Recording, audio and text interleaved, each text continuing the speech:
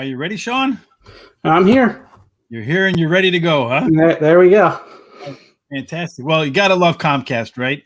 You spend them money, and of course, when it's time for it to work, it's like your pet. Tell me to do a trick, they'll do a million of them for a milk bone. But as soon as you have a friend over or a guest, you tell them to do that trick. It's done 1,000 times. It looks at you like, what in the hell are you talking about? Yeah, I thought we were all good to go, and 5 minutes before we were not. So hopefully everything works out now. Now, well, that means our picks are going to be right on because everything else has to be. If the technology goes bad, the picks have to be good. And you went out and just got a new router just for this purpose, right? Yeah, we hooked it up yesterday, and it did happen yesterday too. So it might be something we'll have to call Comcast again, but hopefully all is good now. All right. Well, hopefully all is good. So we're going to get into it. It's the Belmont Stakes, the final leg of the Triple Crown series. And it's going to be basically the headline race on the card Saturday at Belmont Park. Sean and I have gone over some trends that we've identified. Sean did most of the work there. We're going to go over every horse, analyze every horse, give you our thoughts on every horse in the race. We're also going to provide you with our thoughts on who to toss, who the long shots might be, and then ultimately at the end, our pick to win. So hopefully between you and I, we get the right tosses, we get the right long shots, and we have the winner. And from that, we can build a nice ticket. So it's a 1.5 mile race. It's grueling. You kind of have to toss out last year, though, because Authentic ran, what was it, 1.25 miles, because it was the first leg of the Triple Crown last year? Yes, yeah. Yeah, so everything was kind of off last year. Like everything else, just toss it out. Just toss it out. Yeah, too bad we can't just take 20 and do like this with a piece of paper, right? And Jordan, exactly. Or Kobe or LeBron, depending upon what area you're from. For me, there's only one, Jordan. That's it. Yeah, and I hated Jordan, but I agree. He's the best, and there's no doubt about it. Fantastic. I agree with you. It's kind of some recency bias there because we never, ever saw the folks like Will Chamberlain and others. So, it looks like Hillary blames Sean. She said it worked fine all day, and then it didn't work fine when you try to use it, right? Guys in technology, right? Same like taking directions. But anyway, let's get to it. 1.5 miles on the main track, and we've identified some trends, Sean. So let's get right to the trends. We have, hold on a second, we pull up the right page here. So Belmont Stakes trends, the Kentucky Derby. Tell us about the relationship between the Derby or the lack there, between the Derby and perhaps the lack of the Preakness, and what the final outcome happens at Belmont as a result. Yeah, the best move seems to be race the Derby, and obviously if you don't win the Derby, there's no point of running the Preakness, so they take the 5 weeks off and they come back in the Belmont as strong, and 12 of the last 20 winners raced in the Derby, but 8 of those 12 went from the Derby to the Belmont. So when you're looking at that, you're looking at number 1, Bourbonic, number 2, Essential Quality, number 4, Hot Rod Charlie, number 6, Known Agenda, and number 7, Rock Your World. All of them raced in the Derby, but skipped the Preakness. Yeah, every single one of them for sure. So do you think, much like Rombauer did from skipping the Kentucky Derby, that extra rest is going to give those horses an advantage? It seems like that's been the trend, and I would say the same thing will happen here. Well, that's the way you picked it, right? So we'll find out. Well, you got some surprises in there, and if the Preakness winner wins, Sean's going to be one of the most shocked people in all of the U.S. and one of the most shocked horse players in the country. The trends wouldn't hold up neither if that was the case. Yeah, well, yeah, the trend is your friend until it's no longer a trend. I know that from being in the financial markets. You bet those trends, and when they break, sometimes you can get smacked around, but as long as you're catching the 80%, you're fine. So we're going to try to catch the 80%. So let's go ahead and take a look at the next trend. And that's many of these horses actually, this is going to be their first graded stakes win. Yeah. 7 of the last 15 winners had no previous stake victories, and 6 of those at least place. So if you're looking at the place, you're actually looking at number 8, Overtook, who was second in the grade 3 Withers. Number 5, that's kind of a misleading stat since he only ran the Derby over here. So, yeah, you think that horse has any chance? I got off to a decent start last time in the Derby.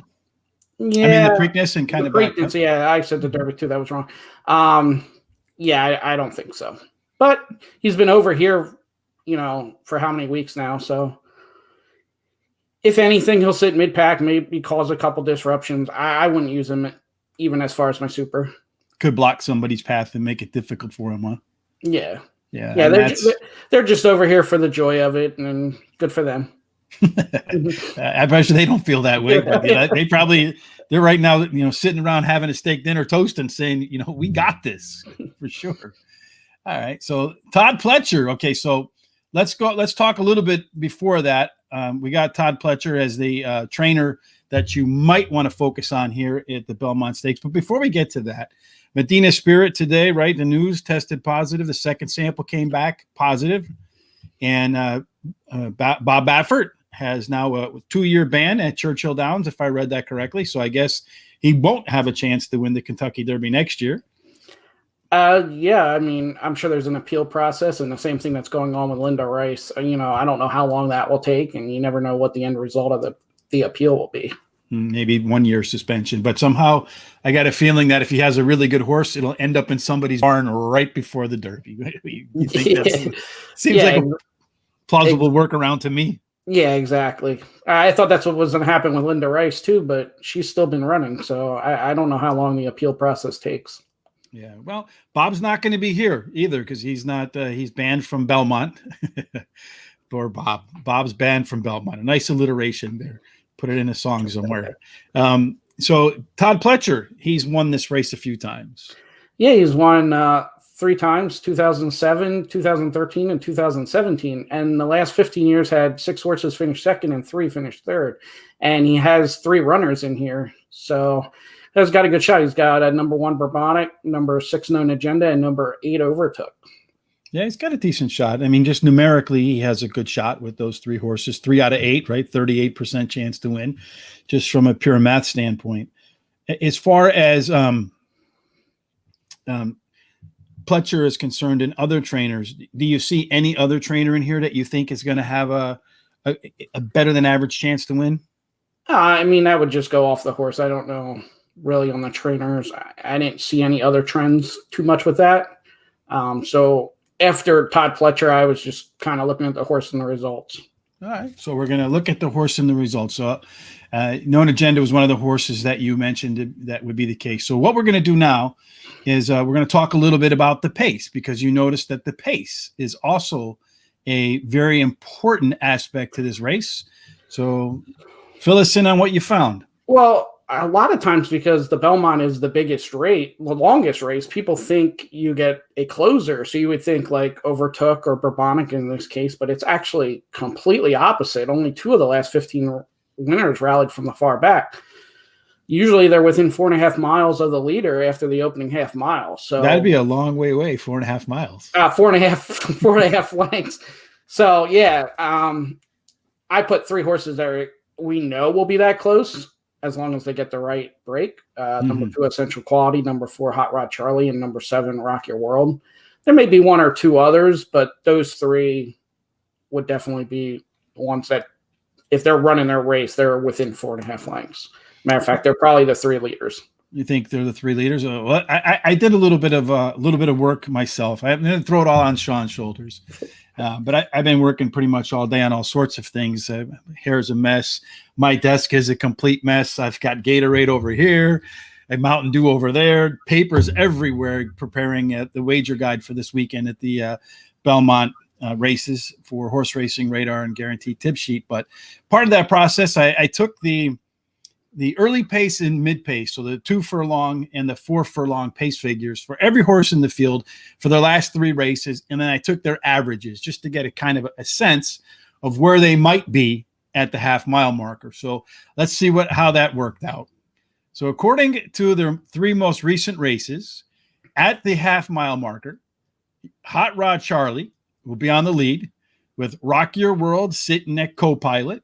There's our France de Goina, who I said might be a little closer to the pace, and that's exactly where he was last time out. So 3rd, I think he might be there as well.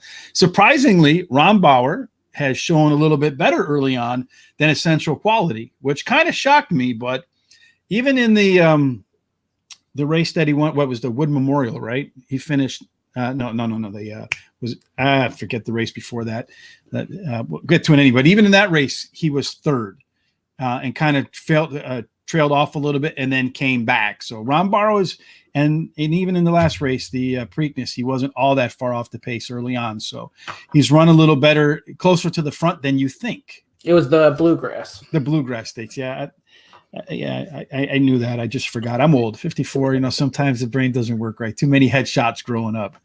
So this is what I expect you might see, and absolutely 100%. If I had to bet, if you can bet, it would be cool if somebody like one of these sites that allows you to bet like the first quarter or the first inning or the first play, that sort of thing. If they would allow you to go ahead and make a bet, who's going to win, who's going to be winning at the quarter pole, who's going to be last at the quarter pole. If I had that bet, I would put it at 1-1. Bourbonic's going to be last. Yeah, absolutely. And as a matter of fact, I would think Rock Your World's going to be the leader too. I would take the same bet. Rock Your World's the leader. Rock Your World's the leader coming out of the gate. Yeah, it could well be. All right.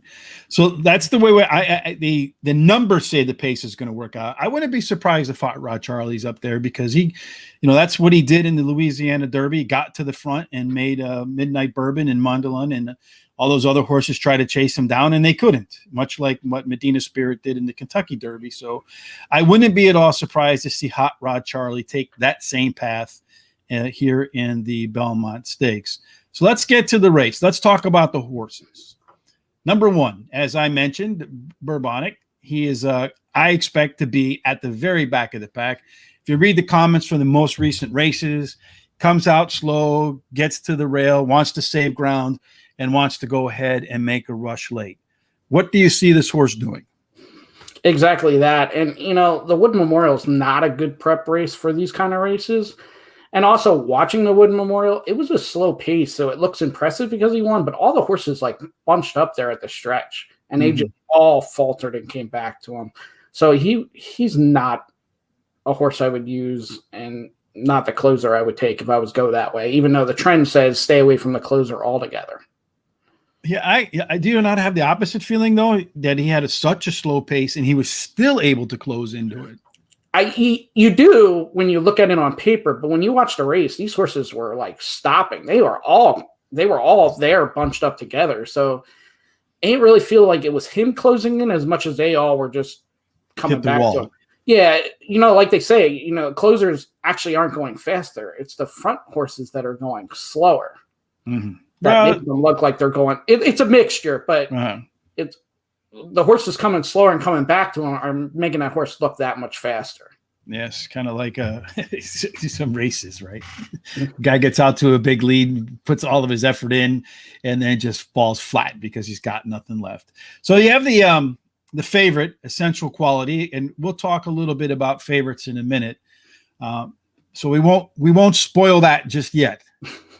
But Essential Quality in the Kentucky Derby got bumped at the start, was forced to race really wide, and still I thought showed well and had a chance down the stretch. Maybe a little bit too wide, had to cover way too much ground maybe to make up that extra space at the end. But I feel like if that race was a little longer, he and Hot Rod Charlie might have gotten to Mondolin and Medina Spirit. So the extra quarter mile here could be the difference.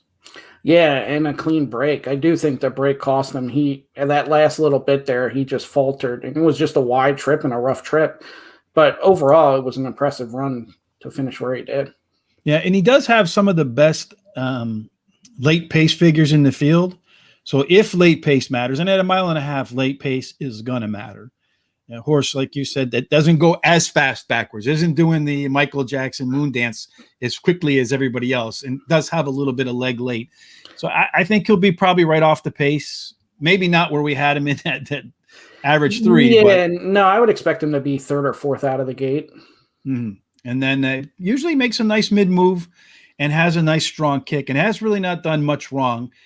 When he raced in the Breeders' Cup Juvenile, he was able to pass Hot Rod Charlie and kind of pull away, and that was at 1 1/16. So I think the extra distance, might actually be able to be a benefit to Essential Quality, not necessarily a negative. Yeah, exactly. And he's been training well. You see over here the last race, last time out at Maywood. Yeah, they don't even have that park. I live in Chicago. They've tore it down. So for all you trotters out there, it doesn't even exist anymore. But at Churchill, he put in a nice bullet work last out. So it looks like Brad Cox, has him ready to go, which he probably wants this one after the disappointment of the Kentucky Derby. So Rombauer is your Preakness champion. My question is, what was in the Preakness? Yeah. Yeah, I mean, it was impressive, but again, trends do not point to this horse, and this horse really wasn't expected to do that well in the Preakness neither. So, except for Terry was all over. Yeah. From our podcast show, yeah. And honestly, I went back. I have about 5 different ways that I measure horses, maybe more, and one of them is I take in their times at common distances to see how they run against each other. And it's not something I put a lot of weight in, but it's something I probably should put more weight in, because Rombauer actually at the Preakness distance had the second fastest average time for everybody that was in the field. So he doesn't have, I think he's 3rd or 4th for this race, but you can't do it at 1.5 miles because none of them have gone that far before. But at the longest race they've all run in common, he's up there again. The interesting thing too is this is his 7th different jockey in 8 starts, I believe it is. Mm-hmm. The only time he had bad. Yeah, the only time he had back-to-back jockeys was his first 2 starts.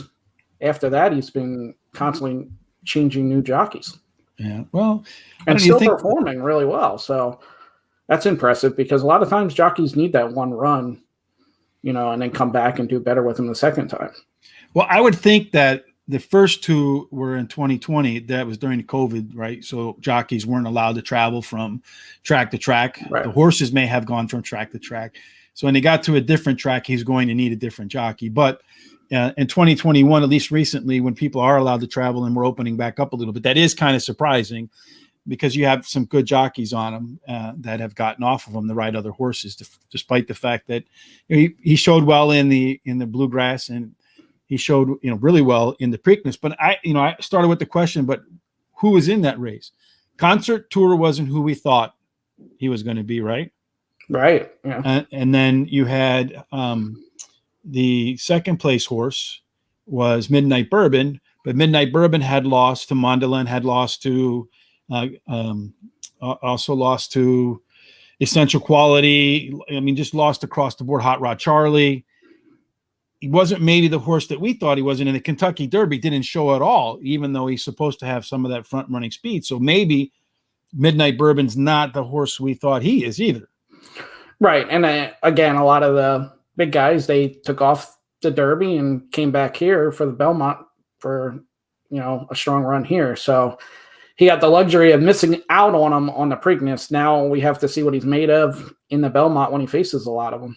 Because there's only 8 horses, but half this field is, top notch. Yeah. Yeah. A lot of these horses in the Kentucky Derby qualifying were amongst the top, and they accumulated more than 100 points. And up until this year, the winner of the Kentucky Derby during the points system since 2013 has had 100 points or more. Medina Spirit broke that trend, so I won't be able to use that anymore.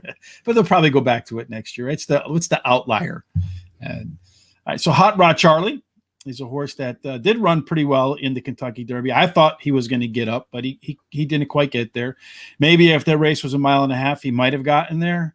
I expect Hot Rod Charlie will do fairly well in this race again, be close to the front, and make it difficult for people to pass. I suspect that Doug O'Neill and Flavian Pratt are probably looking back at the Louisiana Derby, thinking to themselves, that's the race they want to run again. I'm not sure if they want the lead, especially I would imagine Rock Your World's all set to go right for the lead. So I don't think he's going to compete. And even if you watch the Louisiana Derby, it looked like the jockey was kind of looking around, waiting for somebody to go from the start. And when they didn't, he just took it upon himself to stay out in front. And that horse battled all the way. I mean, he was contested and he still won. Yeah, it was a nice run in that race. I wonder, though, because when he did face up against when Hot Rod Charlie did face up against the help me out here. No, he didn't. No, when Hot Rod Charlie lost to Medina Spirit pretty handily, and then Rock Your World smoked Medina Spirit, much like Life is Good did. So I really wonder, did Hot Rod Charlie get away from the South California racing scene because they knew that he couldn't beat the likes of Rock Your World or the likes of Life is Good or the likes of Medina Spirit. And the only way to qualify for the Derby was to move east against lesser quality fields. That could be. I mean, I was impressed watching the replays, though. I think this horse can compete with mostly any horse right now. Yeah, well, it does seem like he's on the upswing. Like he's improving, finding his groove, so to speak. Yeah, and I like you're saying about the lead, and he can sit right off. It definitely, as long as he's not too far back, I don't think, he has to have a certain position out of the gate. So you get the flexibility there too. Yeah, in which I think will play well in a race like the Belmont. If the pace is too slow, he can move up. If the pace is too fast, and he can be patient, save ground, and find his way around the track. So I agree with you. I think that Hot Rod Charlie is one of the key contenders for Saturday afternoon. France Go di Ina. This is the Japanese horse that you say they're just here to party, baby. It's New York City. It's open again. Well, mostly open again. Let's get out. Let's have some fun. And you know what? We'll go to a horse race. Yeah, I mean, why not? I mean, like you said, I was surprised with the Preakness. He was right up there. I thought he was supposed to be further back. He was up there. I even think, they say third, but I thought for a second there, he kind of scooched up and almost had the lead and then went back a little bit. So that was surprising. And he didn't fade too badly. I mean, he wasn't the second half of the race. He backed up. Yeah, I mean, but yeah, I was expecting him to stay back and maybe pass a couple tired horses. So that was different than what I thought. So we'll see. I mean, I think he'll sit 5th or 6th coming out of the gate. I think they're going to send him again. I think that they're there to have fun, and like you said, and if your horse is on the lead, even for a little bit in the Belmont Stakes, you can say, "Hey, my horse had the lead in the Belmont Stakes, right? Didn't win it." Yeah, I don't know if my opinion too. We had Jose on with the technical difficulties, and we brought up this horse. He just laughed. So yeah. I don't know if that was just the travel. I didn't get the whole story behind the laugh, but he had no shot. Well, I don't think he has much of a shot here either.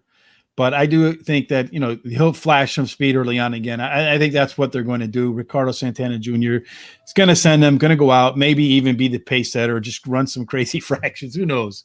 But I expect something out of the ordinary from this horse at some point in the race. Otherwise, why be there, right? Known Agenda. Now, this is a horse that unfortunately got the rail after winning the Florida Derby, and he got the rail in the Kentucky Derby, which hasn't won since Tubbs and Crockett were popular with pastel shirts under white suit tops and white pants. I never wore it, I promise you, just once, and then people laughed at me, and that was it. I laughed at myself. I don't even think I made it out of the mirror. I'm sure we could dig up pictures on the internet somewhere. It's got to be out there, right? It's not out there. No way. If you find it, I'll send you $100, but it ain't out there. So Known Agenda got in the rail. So if you watch the Kentucky Derby race, he basically tried to save ground when the gates opened, and then all those horses cleared, and a couple horses squeezed him a little bit, and he kind of had to pull back on his horse a little bit, break his momentum, and then really never kind of recovered, though he did make up a little bit of ground late in the race, but his race was over by the time they hit the quarter-mile marker. And it's unfortunate because when we did our research for the Kentucky Derby, the Florida Derby was one of the 2 races where the horse's speed figures translated very well to Churchill Downs, that and the Santa Anita Derby. And of course, Medina Spirit won and came out of the Santa Anita Derby. I expect that No Agenda is going to run better than 6-1 odds, but I think he's going to probably go up in odds. Although I think Irod, being the local big time jockey, maybe he'll come down in odds. What do you think? Yeah, I mean, I think there's value here at 6-1. I mean, the rail definitely did hurt him. I know we were kind of both high on this horse, and you completely tossed him once he got the rail, I believe. Yep. And I kind of gave him an outside shot with the rail, but the rail ultimately was his demise. Definitely, he had no trip. No, none at all. And if he can repeat that Florida Derby race, I think he can win this one because he ran away from that field. I mean, just an off the charts late pace figure, and I don't think he's going to be all that far off. I think he'll be in the mid pack. Yeah, that's what I was thinking with the 4.5 lengths or whatever. I said miles, but I meant lengths. Is he gonna be there? He might be about exactly that. Yeah, so I think that's about exactly what it'll be. I have a feeling because I've been handicapping all the races for Friday and Saturday. I just have a feeling that the Ortiz brothers are going to have a big weekend because it's their track, and I can see the two of them zooming each other with their Under Armour gear on. Whose house is it? It's our house. What do? We protect our house. So I expect the Ortiz brothers, Jose and Irad, to showcase their skills at their home track and have a big day. I think that you might be wise to have one or both of those in all of your tickets for most of the big races. Yeah, exactly. I mean, every card at Belmont, the smarter play is to put them on your tickets. Don't get burned by the Ortiz brothers because they're going to be there. Yeah, and in the time that we had Jose on before, we had all technical difficulties. I don't know if his are Comcast related like yours, but no, he was on his cell phone, so it must be something else. But he did mention that there are some tricks, if you will, or at least experience or knowledge that does help you with those big sweeping turns at Belmont and how to race them. So I do think that, being at that track, home jockey, home team advantage will benefit the Irad Ortiz and Jose Ortiz brotherhood. Yeah, and even when we had Trevor on, Trevor would say how Jose was helping him with certain turns, and he learned it and never thought. I can tell you Jose's a nice guy and shared that to a hometown guy, but I'm sure other jockeys coming in, he's not going to share that information with for this weekend. Well, he will on Sunday night. Yeah, exactly. When the race is over. By the way, when you made that turn there, you tucked in, you shouldn't have done that. You should have got position and then just hope they forget next year. Yeah, now they won't. So then there's Rock Your World, who a lot of people I thought was, my pick to maybe win the Kentucky Derby. Had the outside post, had the speed, showed well. Like I said, in the Santa Anita Derby, just made easy work of Medina Spirit, who went on to, as everybody knows, to win the Kentucky Derby. But man, it was almost like they knew this was the horse to beat. And Essential Quality and Highly Motivated just did a little WWE tag team on him at the start of the Kentucky Derby. Bang, bang. You're not going anywhere. You just got knocked around, and really that was kind of it. Yeah, and again, you're getting a little bit of value because of that. I feel like people are saying, oh, he's a turf horse now, but the other week they were saying how much of a contender he was. So how can you change your opinion off that race? He was done from the start. And I didn't have him anywhere on my ticket, so that was one thing. I was happy for those 5 seconds I saw that because I eliminated the one horse that was definitely going to kill all my tickets, but all my tickets were dead anyway. Well, I think that if he can run that Santa Anita Derby race, if you watched it, was really impressive. Oh, yeah. Yeah, and this horse can run all day, so distance shouldn't be an issue. Shouldn't be an issue. And if you look at the 3 races prior to that, minus the debut, but once he started stretching out, at the end of the race, he's not like just catching you at the wire. He's running away from you at the wire. And I expect that you're going to see a very good effort out of him with, 7th spot. Again, he's a little bit outside, but I don't think overtook is really going to be an issue for him to get in front of right off the gate. So it's just going to be a matter of does anybody to his inside, duck out and smash into him again. And hopefully, I don't think that's going to be the case because Known Agenda wants to win this race too. So they're going to try to break him out straight and fast. And then we round out the field with number 8, Overtook, who is a long shot here, making its second start off the break. One of your Peter Pan horses. Yeah, and he checks a lot of the boxes under the trends, which is odd. So he may be one to look at. I mean, The only trend he doesn't fit is he's going to be behind a lot more than the 4.5 lengths. Yeah, I think he's going to be second to last. Yeah, he'll be back there with Bourbonic and probably be in front of him, and that's it. So in his last race, as you can see here, he ran a 95, which is considerably higher than anything that he's posted before. And that's not, it would be one thing for me if that was his debut as a 3-year-old, right? This might be the new version of Overtook. But he ran on February 6th at Aqueduct in the Withers, and he did put up a good number, 88. So he's moving up through 2021. But I have a feeling that this horse is ripe for a bounce.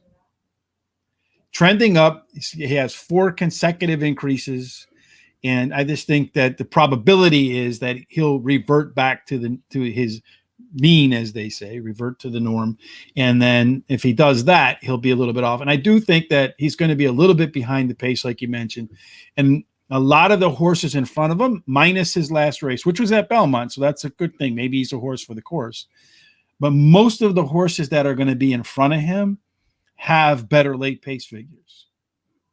If you're in front of a horse and you have just as good a kick at the end of a race, it'll be hard for him to catch him. Yeah, and the pace, I don't expect to be too quick. I mean, if it is, it might be one horse, but these horses aren't going to be battling for the lead. They pretty much should know their positions like we can predict their positions here. This is one race that it's actually surprising you can kind of predict the pace relatively easy. Usually you have a hard time with that. But we can sit here and say we have it 95% and they can come out totally different. We all know that one, but yeah, he'll be in the back, and I prefer him over some other ones in here, and nice value, but I doubt as a win. Yeah, well, that brings us to the part that everybody wants to know. Who are we going to pick? So let's start with another one of the trends before we go ahead. And you brought this up before, is that some of the horses that have won have done so, and they're not necessarily horses that have a history of winning, especially big races. So just from that, you can kind of infer that long shots have done okay at the Belmont Stakes. So you mentioned that only 3 favorites have won out of the last 15 years. Right now it looks like Essential Quality is the morning line favorite. I think it's going to be between him and Hot Rod Charlie as to who's actually the favorite. Yeah, I mean, ultimately, I think Essential Quality will be the favorite, and deservingly so. Like we said about the Derby, he could have easily won that race after the bad start. So other than that, he's never lost. So I think people will still be betting. And he's, big days like this, he's got the look too, the gray horse, people play that stuff on days like this because they're not the normal players as well. Always play the gray, baby. Yeah, exactly. He looks the part for sure. I mean, that's a beautiful horse for sure. So with that, let's talk about our long shots. So Sean likes Overtook, as does Sarah from Triple Crowns, who joins us. Hey, Sarah, how are you today? Hope you're having a good night and learning something that you could share with folks who are going to tune into the Triple Crowns show. Make sure you check them out on YouTube. It's an awesome show, a lot of fun with AJ, Randy, and Sarah. So you like number 8, Overtook. So that's your long shot play. Yeah, that would be value. I don't know if he's going to win, but definitely value. I would use him in your tries and your supers, and at 20-1, you're getting a lot of value. I prefer him over Bourbonic and France Galina, and he fits some of the trends that we went over with. So it's one that checks the boxes. Yeah, I just don't know. Like for me, like Overtook, I look at the numbers. I don't think they really fit. Sorry, Sarah, with some of the other horses in there. And as well to you, Sean. I don't think that Bourbonic is going to get there. He's going to be way behind. I don't think the pace is going to be favorable to him. And the Japanese horse is just there for fun. So that leaves 5 horses. And of the 5 horses that were left, I think Note Agenda had the longest odds. So I'm probably more of a value play. I don't know. I think 6-1 morning line. I'm unsure if if the likes of Essential Quality and Rombauer and Hot Rod Charlie are going to take so much money that his odds go up, but what's the IRAD factor in terms of the local money coming in on Known Agenda? So for me, I think Known Agenda, of all the 5 horses that outside of the 3 that I've just eliminated, I think he has the best chance to win this race. Yeah, and I would agree with that. I guess when I went long shot, I tried to find double digits, and you only had 3 of them. But Known Agenda definitely does have a shot, and you're going to get value. But I don't think you'll get more than 6-1, like you're saying. Yeah, well, that's the morning line right now. So yeah. I think maybe not. So that brings us to which horses we're going to toss. And I'm going to become a big fan of both Sean and Sarah in a moment. So with our tosses, Sean's got 2, and one of them is kind of surprising. So right now, if Terry's watching, he's probably throwing things at his computer. He's got Bourbonic and Rombauer. I have Overtook. So Bourbonic's kind of obvious. So Rombauer didn't check any of the boxes with the trends at all. And like we said with the Preakness, it was kind of a lighter field. So I wanted to throw in a toss, that people are going to use. And there are still a lot of people really big on Rombauer. And, it goes off the last thing you saw. The last thing you saw is he won the Preakness. So he's going to be overplayed. I can't play him at those odds. Recency bias, right? That's what they call that, unfortunately. I know a lot of people also suffer from favorites bias. Whoever the favorite is, the money chases regardless of. That's one of the reasons I like the handicap without odds. And to me, it's like I call it Forrest Gump handicapping, because when I'm done and then the odds come out, I'm always surprised to see what I got. Oh man, I got a 15-1 on top. And I still fall for that favorite thing sometimes. And, the times and the reason is, and I'm sure it's just general public, when you toss that favorite out, every time that horse goes to the front and wires the field or comes storming late and goes right on by you. So it's one of those things. All right. So now we get to the most important part of the show. And somewhere, if AJ is listening, AJ Ryder, he's going to be really thrilled, because I have a funny feeling that your pick is the same as his pick. And that is Sean likes Hot Rod Charlie. Rich likes Rock Your World. Yeah, so actually, it came down to those 2 for me to make the top pick. I do think Rock Your World's going to get the pace advantage here. But watching Hot Rod Charlie replays and stuff, he was impressive to me. And he just keeps getting better. And I like the fact that he'll either be on with Rock Your World or he'll be right off. I'm expecting him to sit right off. And then you got couple questions with Rock Your World just on, is he a turf horse? And can he change leads? Yeah, can he change leads? Will he get a good start? Although that really had nothing to do with him last time. But ultimately, I was just more impressed with Hot Rod Charlie, and I was going there.